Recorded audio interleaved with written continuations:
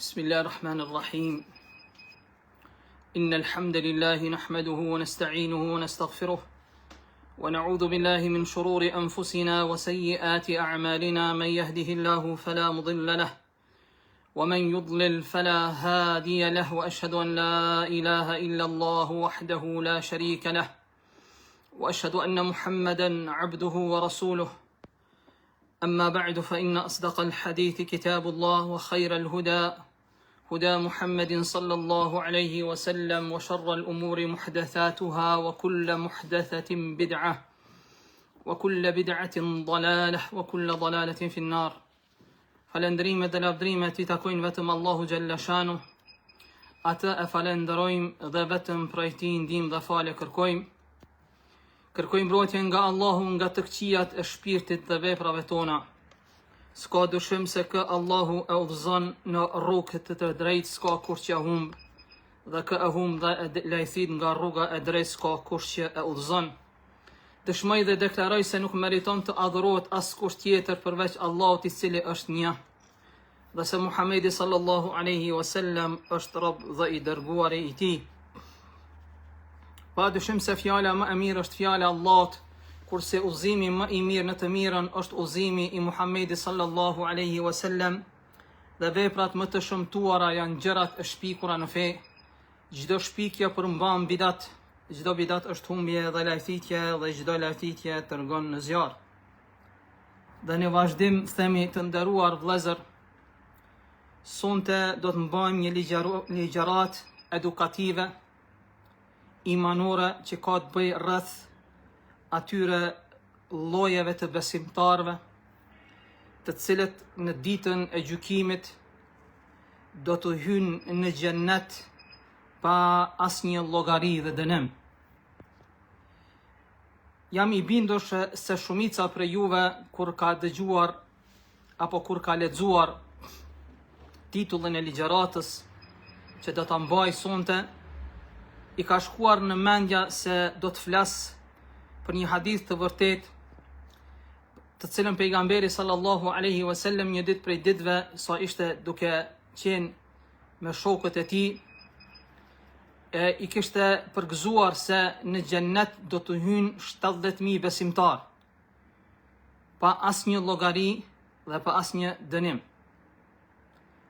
Dhe kur ishte pyetur pejgamberi sallallahu alaihi wasallam se kush ishin ata, apo kush janë ata të cilët do të futen në xhennet prej atyre 70.000-ve, kishte thënë pejgamberi sallallahu alaihi wasallam, janë ata të cilët nuk lypin rukja që t'i bëhet atyre, dhe që nuk shikojnë dhe nuk parashikojnë fatën e tyre të mirë dhe të keq nëpërmjet gjysendeve, gjithashtu i mbështeten vetëm Allahu Gjelle Shanu.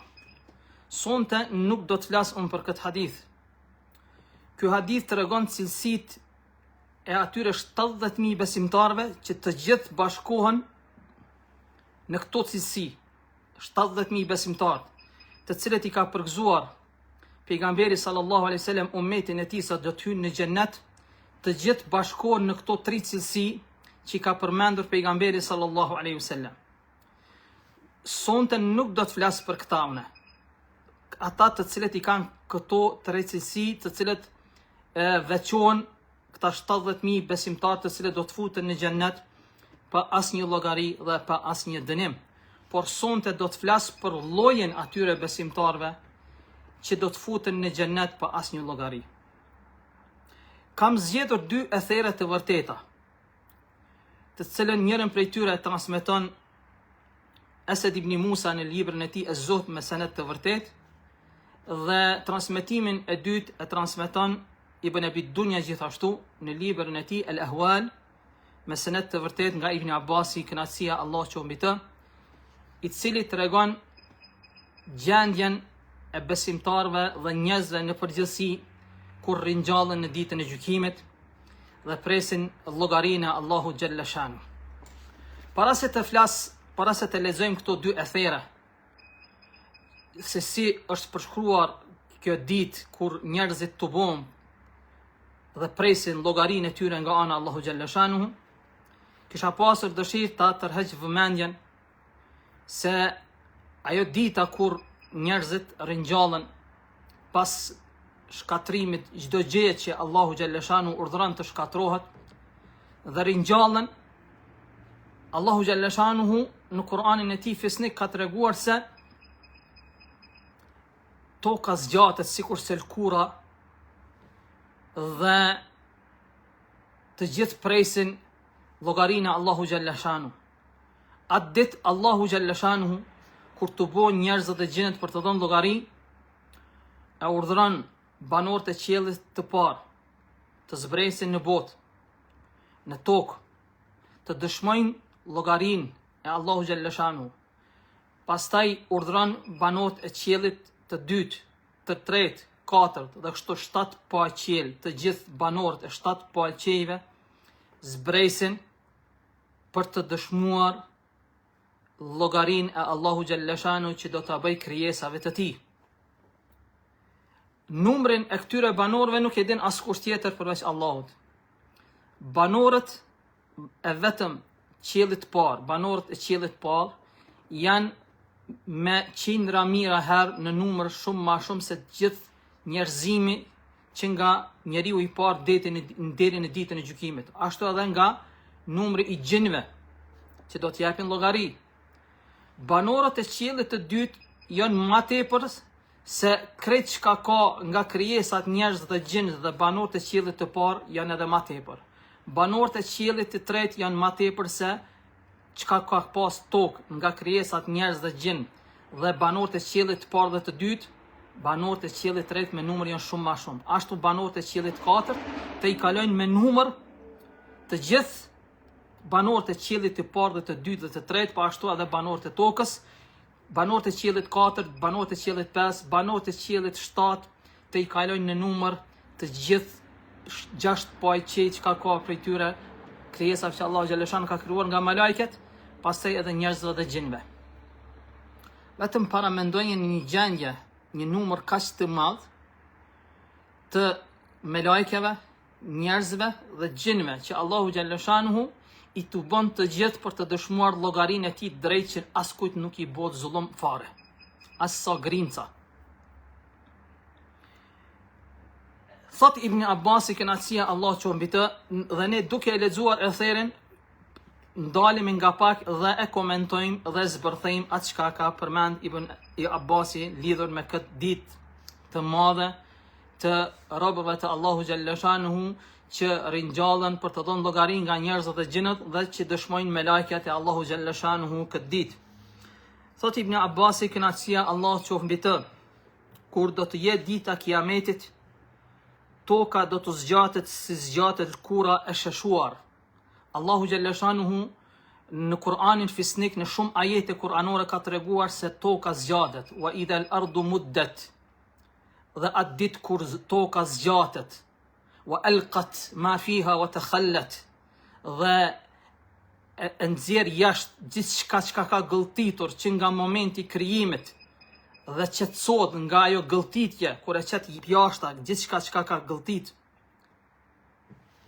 Gjithashtu Allahu xhaleshanuhu të ka treguar se atë ditë kodrat bën hije pluhur, thërmia të vogla, qielli qahet e kështu me radhë. Këtë këto ndodhen para se të vi kjo dita llogaritjes dhe përgatitet toka për tubimin e njerëzve. Ibn Abbas e shiqani se përshkruan këtë shtridhje të tokës për në ditën e llogarisë, se si e ka Allahu xhaleshan e ka urdhëruar tokën të realizohet çfarë të bëj për pritjen e këtyre krijesave njerëz dhe gjin që t'japin llogari para Allah. Thot, kur do t'jetë dita kiametit, toka do të zgjatet si zgjatet lkura e sheshuar, në një gjerësi të madhe, sa që askush nuk do të ketë vend ku të fshihet. Pastaj do të mblidhen të gjithë krijesat në një vend të vetëm, të shesht njerëzit dhe gjinët, që nga Ademi a.s. deri tek njeriu i fundit. E kur do të ndodh kjo, do të hapet qejt, do të hapet qielli i kësaj bote dhe banorës e saj do të zbresin dhe të shpërndan mbi tokë. E vetëm banorët e qiellit të parë në numër janë shumë më të shumë se gjithë banorët e tokës nga njerëzit e gjinët, bashkë. Madje në numër të dyfisht, dhe kur ata shpërndahen në tokë, banorët e tokës do të trembën prej tyre dhe do të thonë: a është ndër ju Zoti ynë, a është në mesin e juve Zoti ynë? Ata banorët e qiellit të parë tronditen nga kjo pyetje, nga melajket e Zotit, dhe nga kjo fjalë tronditen, trishton dhe thonë: i lartë madhruar është Allahu ynë, ai nuk është në mesin ton, por ai së shpejti do ta filloj llogarin. Pastaj hapet qielli i dytë, dhe banorët e tij do të jenë më të shumë se banorët e qiellit të parë, dhe se gjithë banorët e tokës, njerëzit dhe gjinët bashkë, në numër të dyfisht, dhe kur të shpërndahen mbi tokë, njerëzit do të trembën dhe do të thonë: a është Allahu në mesin e juve? Ata do të tronditen dhe do të thonë: i lartë madhruar është Allahu ynë, ai nuk është në mesin ton, por ai së shpejti do të filloj llogarin. Pastaj kështu do të ndodh me banorët e çdo qielli, dhe se cili qiell do të ketë më shumë banor se qielli poshtë tij, dhe se të gjithë banorët e tokës bashkë, në numër të dyfisht, sa herë që ata shpërndahen mbi tokë, njerëzit do t'ju drejtohen me të njëjtën pyetje, dhe ata do të përgjigjen njësoj: i lartë madhruar është Allahu ynë, ai nuk është në mesin ton, por ai së shpejti do të filloj llogarin. Derisa të hapet qielli i shtatë, dhe banorët e tij janë më të shumë se të 6 qejt tjerë, dhe se të gjithë banorët e tokës bashkë në numër të dyfisht se njerëzit e gjinët. Dhe Allahu atëherë jep urdhër në mesin e tyre që të ulen në rreshta, varësisht prej ummeteve dhe duke pritur llogarinë e tij. Pastaj një thirrës do të thrasë: sot do të mësojnë njerëzit se kush janë ata që meritojnë nderimin e Allahut. Sot do të mësojnë njerëzit dhe të gjithë ata që janë në këtë tubim. Paramendoni, të nderuar vëllezër, pasi që zbresin banorët e 7 poaqejve, numrin e të cilëve nuk e din askush përveç Allahut, njerëzit dhe gjinët, një numër që nuk e din askush pos Allahu xhalla shanuhu. Një zas rreth aty edhe të gjithë e ndëgjojnë, ku thot se të gjithë ata që janë në këtë tubim, që dëshmojnë tani, do të kenë rastin ta shohin tash kush janë ata robërt të Allahut, të cilët meritojnë nderimin e Allahut pa kufi. Tash këtu bëhet fjala për ata besimtarët të cilët Allahu jep urdhër të ngrihen edhe të futen në xhenet pa asnjë llogari. Të gjithë presin, nuk ndëgjohet asnjë zë nga friga. Dhe ky zë që flet thot: le të ngriten në këmbë ata që e falenderonin Allahun në çdo gjendje. Dhe atëherë ata do të ngrihen në këmbë dhe do të dërgohen drejt xhenetit me njëherë. Kjo është lloji i parë i besimtarëve në mesin e 70.000-ve që do të futen në xhenet pa asnjë llogari. Ata të cilët e kanë falenderuar Allahun sa kanë qenë në jetën e kësaj bote në çdo gjendje, në vështirësi dhe në rahati, në qetësi, në smundje, në sprova, në lumturi, në çdo gjendje. Të nderuar vëllezër, falënderimi Allahu xhalla shanu është prej ibadeteve më të dashura tek Allahu xhalla shanu.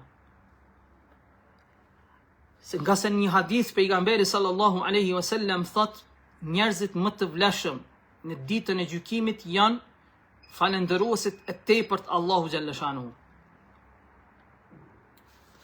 Nëse ndalemi në Kur'anin familjar dhe meditojmë ajetet që kanë ardhur rreth falënderimit dhe përshkrimit të besimtarëve të devotshëm se si e falenderojnë Allahun xhalla shanuhu në çfarë gjendje dhe si ata thurren ato fjali të falënderimit ndaj Zotit, kuptojmë vetvetiu se ata aq kanë qenë të përkushtuar në adhurimin e Zotit, aq kanë qenë të përkushtuar në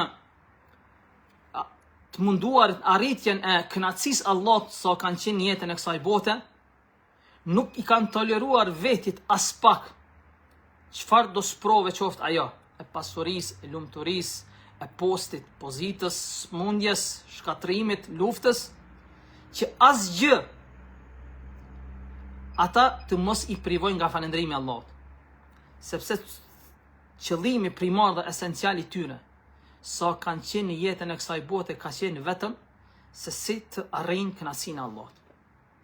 Allahu xhalla shanuhu në Kur'anin e tij fistik në shumë ajete kuranore e falëndron vetën. Në mesin e tyre, ajeti i parë, ajeti i dytë i kapitullin El-Fatiha, Elhamdulillahi Rabbil Alamin. Falënderimi qoftë Allahut, Zotit të botrave. Pastaj Allahu në shumë ajete tjera kuranore e falëndron veten e tij. Falënderimi qoftë Allahut i cili krijoi qiellin dhe tokën. Falënderimi qoftë Allahut i cili zbriti shiun nga qielli. Falënderimi qoftë Allahut i cili shkatroi zullumçarët. Falënderimi qoftë Allahut që triumfoi pejgamberët dhe robërit e tij. Nëse Allahu e falënderon vetveten e tij për veprat që i bën, në shenjë mirësie ndaj robërve të tij, atëherë ku është robi në falënderimin e tij ndaj Allahut? A nuk është robi shumë më prioritar sa është në jetën e kësaj bote, kur mos të ndaj nga gjuha e tij falënderimin ndaj Allahut? Mu për këtë arsye, besimtarët e devotshëm, këta besimtarë që Allah i thret në botën e pastaj me i thot let ngritën ata të cilët e kanë falënderuar Allahun në çdo gjendje dhe të futen me një në xhenet. Është mu ai argumenti më i madh dhe më i qartë se këta besimtarë të devotshëm sa kanë qenë jetën e kësaj bote, kur nuk e kanë haruar falënderimin ndaj Allahu xhalla shanuhu dhe kanë shtuar falënderimin ndaj Allahut ndaj mirësive të tij të pakufishme ndaj tyre. Që Allahu xhalla shanuhu Kur'ani i tij fisnik thotë wa in ta'uddu ni'matallahi la tuhsuha. Nëse mundoni ti numroni mirësitë e Allahut, kur nuk do të mundeni ti numroni ato. Wa thot Allahu xhalla shanuhu wa asbagha alaykum ni'amahu zahiratan wa batina. Allahu ai që ju ka derdh juve nimetet e tij të dukshme dhe të fshehta. Andaj aq janë nimetet e Allahut, mirësitë e Allahut të shumta të panumërta, aq sa me falënderu njeriu Allahun xhalla shanuhu, falënderimi i tij është i mangët krahasim me mirësitë dhe begatitë e Allahut që ja ka dhuruar njeriu. Duke ditur këta robët Allahut të devotshëm këtë gjendje të tyre që ata sa më shumë e falënderu Allahun, nuk munden ta kompletojnë falënderimin e tyre ndaj Allahut, ata kur nuk pushojnë falënderimin ndaj Allahu xhalla shanuhu. Pastaj Allahu xhalla shanuhu, përveç që ka falëndruar veten, që me këtë ka dash me tregu se robët e mi mu falëndruan mua apo nuk mu falëndruan, unë jam i falëndruar, sepse unë kam falëndruar veten. Kur Allah thot për veten e tij Elhamdulillahi Rabbil Alamin, falënderimi qoftë Allah Zotit të botëve, ai don t'i tregoj robërve të tij se ai Allahu është i falëndëruar sepse ai ka falëndëruar veten. Andaj robërit e tij e falëndëruan apo nuk e falëndëruan? Ai është i falëndëruar. Absolut. Mirë po robërit e devotshëm të Allahut janë ata të cilët e kuptojnë këtë urtësi të Allahut. Kur ai e ka falëndëruar Allahun dhe kuptojnë urtësinë se Allahu në të njëjtën kohë ka dashur të edukojë robërit e tij se ibadeti apo dhikri më i vlefshëm tek Allahu xhalla shanuhu, pas dëshmisë se ai nuk meriton të adhurohet as kush tjetër përveç Allahut. Se Muhamedi sallallahu alaihi wasallam është robi i dërguar i tij, është falënderimi ndaj Allahut. Andaj edhe ata shtojnë falënderimin ndaj Allahu xhalla shanuhu. Allah në shumë ajete kuranore i urdhron besimtarët e tij të thonë wa kulil hamdulillah lam yattakhidh waladan. dhe thuaj falënderimi qoftë Allahut i cili nuk ka djalë dhe nuk ka ortak në sundimin e tij. Gjithashtu Allahu xhalla shanuhu thot: "Wa kul alhamdulillah wa salamun ala ibadihi alladhina istafa." Dhe thuaj falënderimi qoftë Allahut dhe ndaj atyre robërve të tij të cilët ai i zgjodhi për adhurimin e tij. Thot gjithashtu Allahu: "Kul alhamdulillah." Thuaj falënderimi qoftë Allahut, bel aktharuhum la ya'lamun wa la ya'qilun. Thuaj falënderimi takon Allahut edhe pse shumica njerëzve nuk dinë për nimetet e panumërta të Allahut. Dhe edhe pse në ajet tjetër, edhe pse shumica njerëzve nuk logjikojnë nimetet e pafundme të Allahu xhalla shanuhu. Pastaj edhe sa kanë qenë në jetën e kësaj bote, robërit e Allahut devotshëm vazhdimisht e kanë falendëruar Allahun për shkak këtyre porosive të Allahu xhalla shanuhu. Edhe kanë thonë: "Wa qalu alhamdulillahi alladhi hadana li hadha." Falënderimi qoftë Allahut që na ka udhëzuar neve në këtë. "Wa ma kunna linahtadiya laula an hadana Allah." Dhe ne nuk do të ishim në gjendje të udhëzoheshim në këtë nëse ai nuk do të na udhëzonte neve.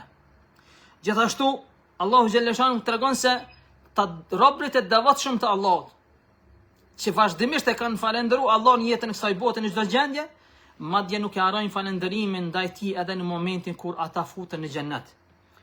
Wa qalu alhamdulillahi alladhi sadaqana wa'dah. Dhe thonë këta robërit e devotshëm të Allahut: falënderimi qoftë Allahut që tregua i sinqert në premtimin e tij. Wa awrathana al-ardha. Dhe na dhuroi neve tokën trashëgimi, të trashëgojmë në tokën e xhennet, ne tabawwa'u minha haythu nasha, që ne të sillemi në të ashtu si duhem, si dojmë. Fa ni'ma ajrul 'amilin. Dhe sa shpërblim i madh është ky i mirë për këta që punojnë.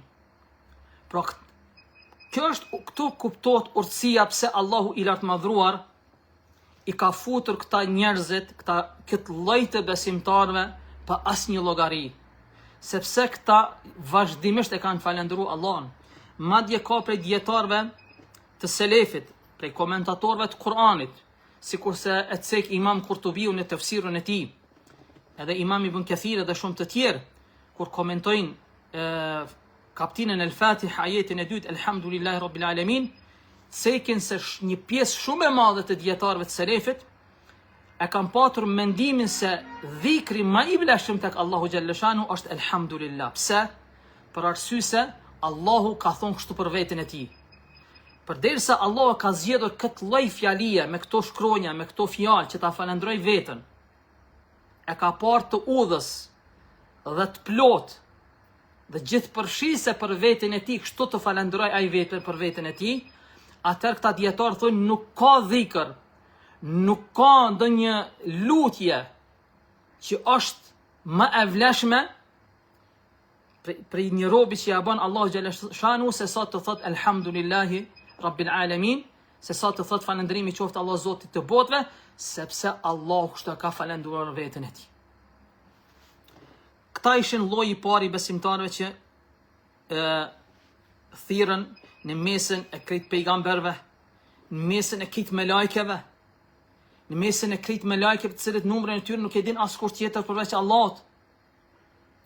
Në mesën e Gjibrilit thirrën, në mesën aty është prezent Gjibrili alayhis salam, Mikaili, Israfili, meleku i vdekjes, dhe gjithë melajket tjerë.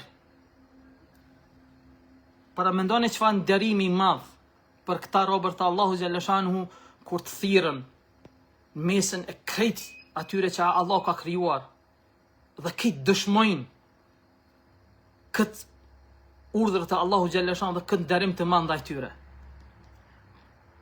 Pastaj thot Ibn Abbasi, thirr për herë të dytë dhe thot: sot të gjithë ata që janë në këtë tubim do të kuptojnë se kush janë ata që meritojnë nderimin e pafund.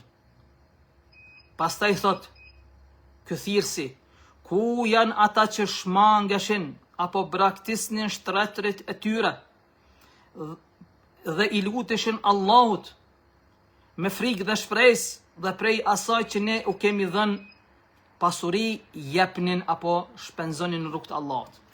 Kjo ajet flet për vlerën e atyre që falin namazin e natës. ata të cilët e prishin gjumin natën, qoftë dimër apo verës, çfarë do gjende, qofshin në udhtim apo në shtëpitë e tyre, qofshin në komoditet apo në vështirësi, ata kur nuk e lojnë namazin e natës. Po flasim për një grup besimtarësh, për lloj besimtarëve që janë të kompletuar në aspektin e imanit, që nuk kanë kurfar probleme në farzet e Allah ndaj tyre. Këta robët Allahut që hynë në llogari pa asnjë dënim dhe llogari para Allahu xhallah, që hynë në xhenet pa asnjë llogari, këta janë ata që përveç farzeve që nuk kalon mango as pak, kanë shtuar shumë edhe nafile. Dhe prej atyre ibadeteve, nafile, vullnetare që ata vazhdimisht e kanë bo, ju kanë afru Allah Gjellëshanu, është edhe namazi natës. E Allah Gjellëshanu para krejt krijesave, me lajke, njerëzve dhe gjinve dhe pejgamberve në mesin e tyre, thirr e urdhëron këtë thirrës të thotë let ngritën në kam ata të cilët i kanë braktisur shtretëret e tyre që të falin namaz natës, me qëllim të arritjes kënaqësisë Zotit tyre, dhe që i kanë lutë Allahun me frikë dhe shpresë, dhe në atë që Allahu ju ka dhuruar atyre pasuri ata kanë shpenzuar, kanë dhënë sadaka, kanë dhënë zeqatin. Dhe nëse ky tregon, ky ether tregon, kjo pjesë e etherit tregon se çfarë vlere të madhe ka falja namazit të natës. Sidomos në pjesën e tretë të natës, ai që ka mundësi të zgjohet, të falë 2 rekate, qoftë edhe të thjeshta me sure të shkurta, por me kurs që kur mos ta braktis namazin e natës. Derisa të vdes, ky njeri shumë ka shpresë në ditën e gjykimit të thirrët të futen në xhenet pa asnjë dënim dhe llogari, si ndarim prej anës Allahu xhaleshanu. Andaj këtu edhe ne e kuptojmë urtësinë që këta që e kanë falendëru Allahun vazhdimisht, grupi i parë i besimtarëve, këta janë tut, kanë pas frikë, dro, se pasi që Allahu u ka mundsuar aty të shijojnë ëmbëlsinë e ibadetit, ëmbëlsinë e afrimit të Allahut, afrimit tek Allahu me farze dhe me nafile, dhe me falënderim të shumt ndaj Allahut. Dhe kur kanë pasë si Allahu pas çdo falënderimi ndaj tij u ka shtuar mirësitë edhe më tepër, këta kanë shtuar edhe më tepër falënderimin, ashtu që siç thot Allahu në Kur'an, la in shakartum la azidannakum, nëse ju falënderoni unë do t'ja shtoj mirësitë. Ta duke sa më shumë që Allah i ka shtu këtyre mirësi, këta e kanë shtu falënderimin me gjithë dobësinë e tyre në aspektin e falënderimit ndaj Allahut, ata kur nuk janë ndal falënderurin ndaj Allahu xhaleshanu, këta kur e kanë shiju këtë ëmbëlsi të imanit, këtë ëmbëlsi të falënderimit të Allahut, kanë pas frikë se mos pe humbin këtë kënaqësi, këtë ëmbëlsi të imanit. Mu për këtë arsye ata kursjon se kanë ndërprej gjuhën e tyre nga falënderimi Allahut. Përveç kësaj, edhe ata që e kanë falë namazin e natës dhe që kanë pas frikë nga dënimi i Allahut, e Allahu prej mirësisë dhe rahmetit të tij është që robërit e vet që e kanë frikë Allahun në jetën e kësaj bote, nuk i frikson edhe në botën tjetër. U ka mjaftuar atyre frika e Allahut në këtë botë sa kanë qenë. E kur vjen bota pastajme, ata nuk frikson për herë dytë, por ata meritojnë nderim. Ashtu siç Allahu xhaleshanuhu i nderon në botën e pastajme kur u thirr në mesin e krejtëve dhe i thot ku janë, le të ngriten në këmbë ata që kanë falë namazin natës, ata që kanë braktisur shtretëret e tyre, ata që e kanë prish gjumin në momentet më të ëmbla, sa kanë qenë në gjumë, në shtretëret e tyre i kanë braktisur shtretëret e tyre në nxehtë, sa kanë qenë. Vetëm për të arritur kënaqësinë e Allahut. Janë çun kom, kanë marrë abdes, qoftë me ujë ftohtë, edhe e kanë falë namazin natës. Pa marrë parasysh e kanë qenë në shtëpi, a kanë qenë në udhtim, a kanë qenë në luftë, a kanë qenë të smur. Nëse kanë qenë të smur që janë falë ulur, nëse kanë qenë edhe më tepër smut janë falë shtrirë, mirë po namazin e natës kur nuk e kanë lënë. Aq më tepër ta lojnë namazet farze. Allahu xhaleshanu në shumë ajete kuranore i përshkruan këta robërit e tij devotshëm, ku Allahu xhaleshanu si për shembull thot innal muttaqina fi jannatin wa uyun, me të vërtet të devotshmit në botën e pastajme janë në xhenete që janë me kopshte dhe burime të uji, akhidhina ma atahum rabbuhum, pasi që i kanë marrë vendet e tyre që Allahu a ka dhuru atyre në xhenete, kopshte, shtëpi, pallate. Innahum kanu qabla dhalika muhsinin, ata sa ishin në jetën e kësaj bote, ishin njerëz të mirë, ishin bamirës. Kanu qalilan min al-layli ma yahja'un, ata ishin që flinin shumë pak natën. Wa bil ashari hum yastaghfirun, dhe kur në kohën e syfyrit, afroi koha e syfyrit, ata shtonin istighfarin, kërkonin falje Allahut për gjunojt e tyre. Para mendoni, pjesën më të madhe të natës janë fal, që nuk o ka mjaftu atyre. Dhe pse falja namazit është një ibadet, ata nuk i kanë bu mëkat Allahut. Mirë po me gjithate, kanë dash ta thyen atë egon, vetëpëlqimin, se mos po i hyn vetja në qef se kanë falë namazin e natës e pyritet mendja, ata e kanë thy këto, nuk i kanë dhonë qasje shejtanit për asnjë vezvese t'ja fus atyre në veten e tyre vetëpëlqimin, edhe kanë shtu istighfarin, kërkimin e falës dhe Allahut, sepse sa më shumë me adhuru Allahun me mija vite, nuk mundosh me e quf falendrimin e Allahut në vend, e ku është çështja e ummetit të tij, robëve të këtij ummeti Muhamedi sallallahu alaihi wasallam, që jeta shumicës prej tyre sillet prej 60 deri në 80 vjet. Pra, këtu vret ajo shpirtëlirësia e tyre, e këtyre besimtarve, që nuk janë fare me ndjemdhej me Allahun, përveç që falen shumë natën, e kalojnë natën në namaz, këta pas namazit edhe shumë kërkojnë falje Allahu xhalla shanu, për dobësitë e tyre. Mas pare kërkojnë falje Allahut, se namazin ndoshta nuk e kanë falë ashtu si duhet me përkushtim çish meriton Allahu. Pastaj për mëkatet e tyre, pastaj për ato mundësi që Allahu xhalla shanu ka mundsuar atyre, ja ka dhuruar atyre që ata si kanë bo, apo janë tregu neglizhent. Ta analizojnë vazhdimisht vetën dhe dobësitë e tyre. Mu për të arsye dhe gjejnë vazhdimisht aspektet dobësisë në veten e tyre, edhe të kërkojnë falje për ato aspekte të dobësisë që kanë në veti. Ta nuk i mendojnë vetën se janë dikushi me gjithë këto ibadete, po ata mendojnë se janë mëkatar, ata janë të mangët, ata kanë të meta me Allahun e tyre, ata janë të dopt, po mos ishte mëshira Allahut ndaj tyre, udhëzimi i Allahut ndaj tyre, ata kishin qenë të devijuar, ata nuk kishin patur mundësi as atë namaz natës ta bënin. Ata mos kishte qenë suksesi Allahut ndaj tyre, nuk kishin qenë prej atyre edhe që në kohën e syfyrit, në pjesën e fundit të natës edhe kishin shtuar istighfarin. Ata kërkojnë falje për këtë. Edhe vazhdimisht e falenderojnë Allahun dhe kërkojnë falje Allahu xhalla shanu. Kjo është lloji i dytë i besimtarëve. Pastaj thot Ibn Abbasi, thirrsi thret për herë të tretë.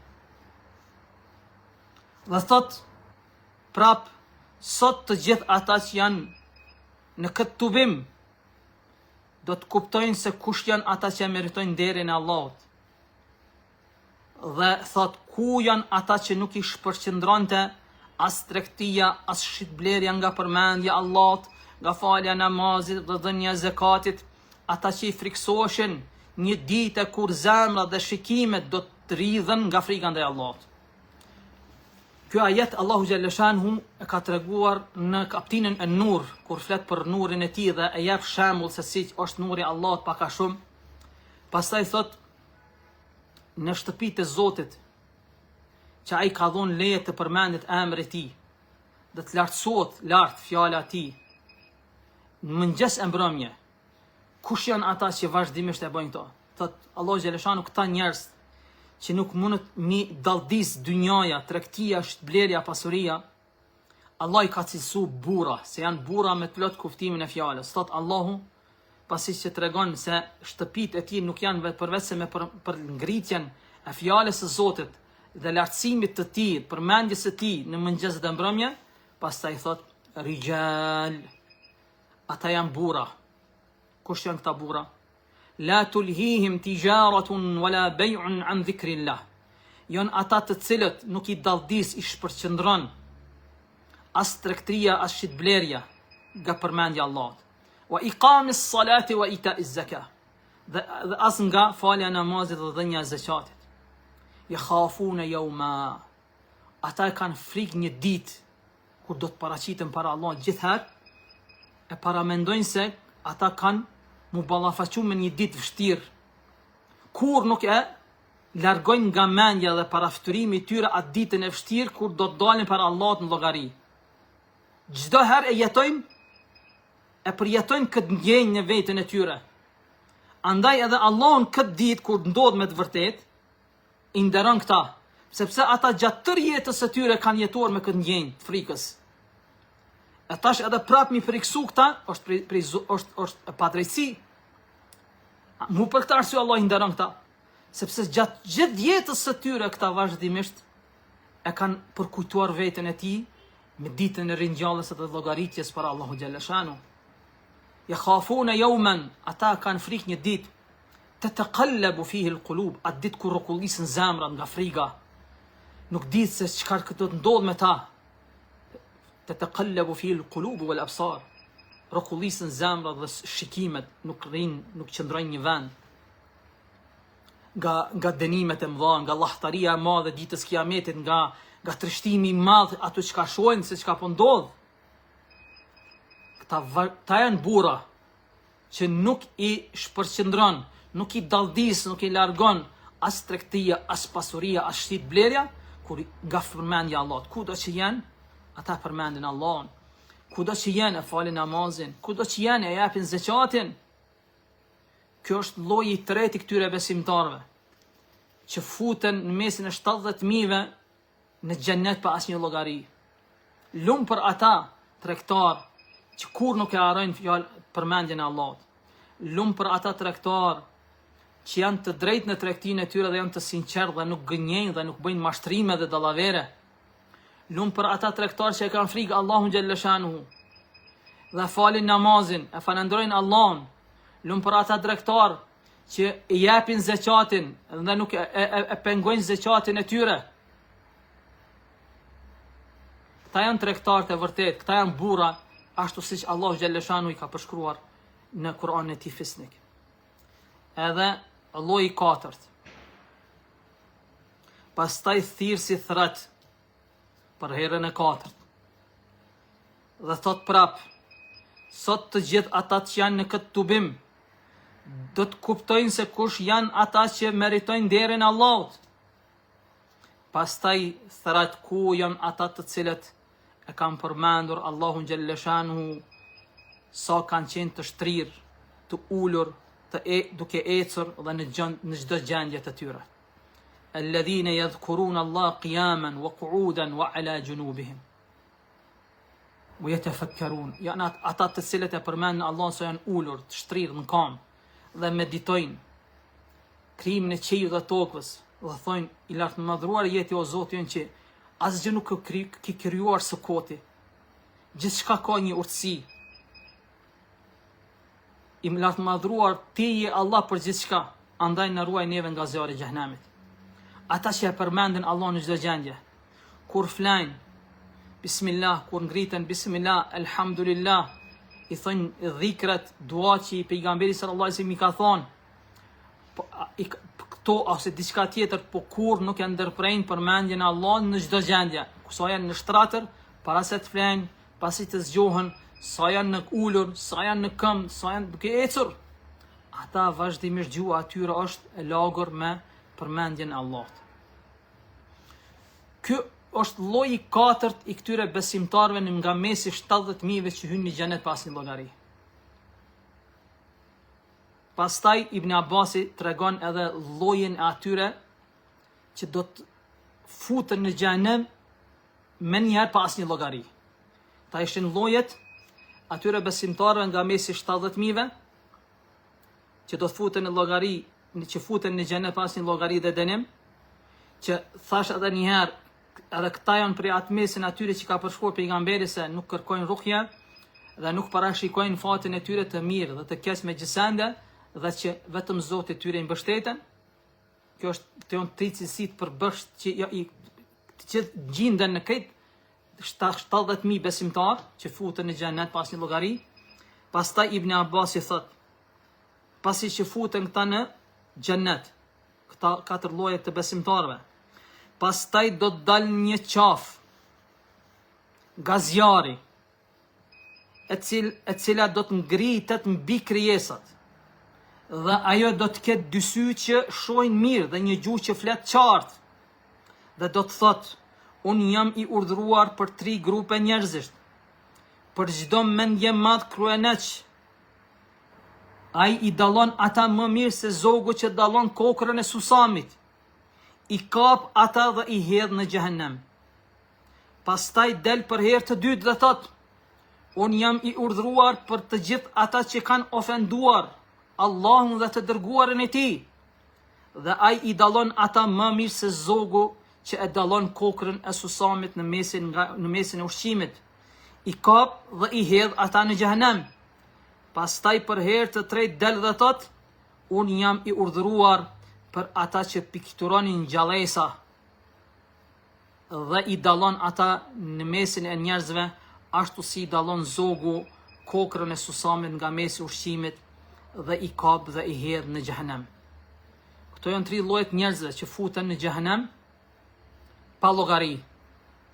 Allahu na rujt. Pastaj thot Ibn Abasi, pasi që ndodh kjo e fundit, pastaj shpërndahen librat dhe fletushkat, fluturojnë në duart e njerëzve, në duart e burrave dhe grave, dhe secili prej tyre pret llogarinë e Allahut. Këtë këto ngjarje të futjes së këtyre llojeve, 4 llojet besimtarëve në xhennet pa asnjë llogari dhe dënim, pastaj të futjes së këtyre njerëzve në xhehenem, ndodh para se të fillojë llogaria. Kur ndodh kjo, pastaj shpërndahen libra dhe fletushkat, dhe secili e shikon veten ku ka bo, çka ka bo, çka ju kanë regjistruar në librin e tij dhe në fletat e librit të tij, dhe presin llogarinë Allahu xhallahu shanhu dhe të peshon ato libra me ato vepra të mira qofshin apo të këqija. Kjo është një prej transmetimeve të Ibn Abbasit, që e transmeton në pak një mënyrë më të zbërthym lidhur me këtë çështje. Një transmetim tjetër, thot Ibn Abbasi, kënaqësia e Allahut qoftë mbi të, dhe një therrës kur ndodh dita kiametit, një therrës do të ngritet, do të thrasë. Sot do të mësojnë të gjithë ata që janë në këtë tubim se kush janë njerëzit që meritojnë nderin, ku janë ata që falenderojnë Allahun në çdo gjendje. Atëherë ata do të ngriten dhe do të udhërohen të hyjnë në xhennet më njëherë.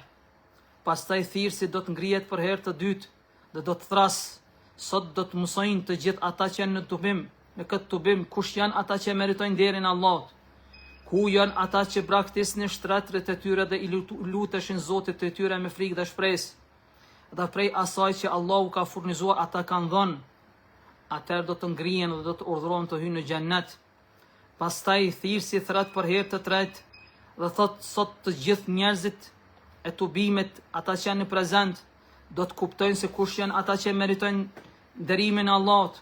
Ku janë ata që nuk i largonte as tregtia as shitblerja nga përmendja e Allahut, nga falja namazit dhe një e zakatit.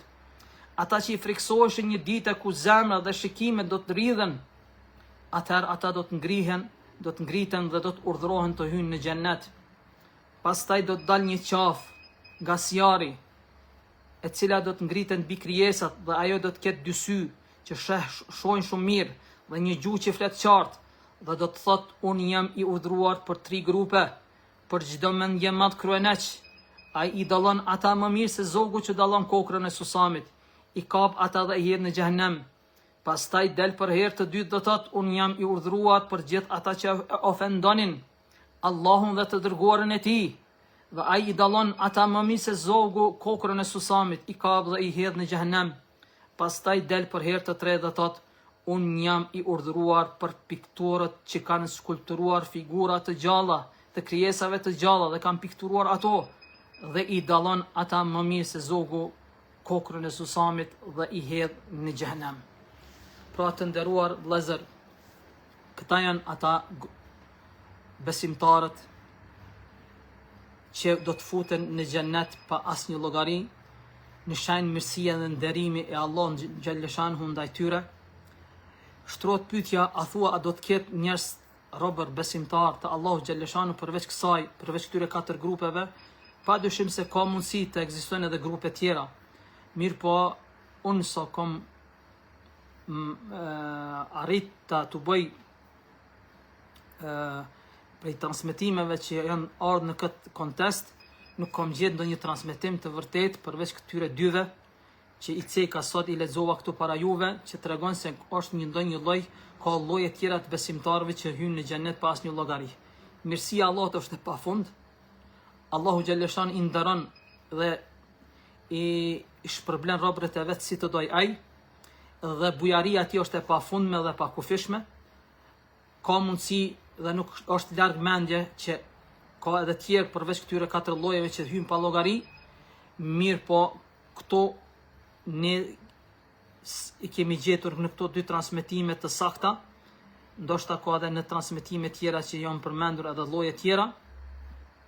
Pra, këto 4 lloje të besimtarëve, që hyjnë në xhenet pa asnjë llogari, janë në kuadër atyre 70.000-ve që është ardhur në transmetimin e Imam Muslimit. Dhe kur është pyet pejgamberi sallallahu alaihi wasallam kush janë ata, ka treguar cilësitë e tyre dhe ka thënë janë ata të cilët nuk kërkojnë rukje dhe nuk parashikojnë fatin e tyre të mirë dhe të keq nëpërmjet gjësendeve dhe që i mbështeten Allahu xhallashanuhu në çdo gjendje. Lutë Allahu xhallashanuhu të na bëj edhe neve prej këtyre robërve të Allahu xhallashanuhu, apo prej një grupi prej tyre,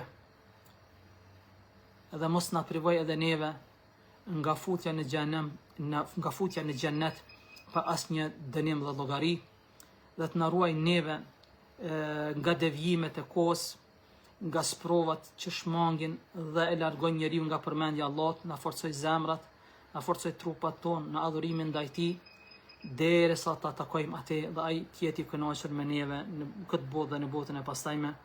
Me kaq po mjaftojmë sonte. Allahu adin masmiri, wa sallallahu ala nabina Muhammad, wa ala alihi wa sahbihi wa sallama tasliman kathira, walhamdulillahi rabbil alamin.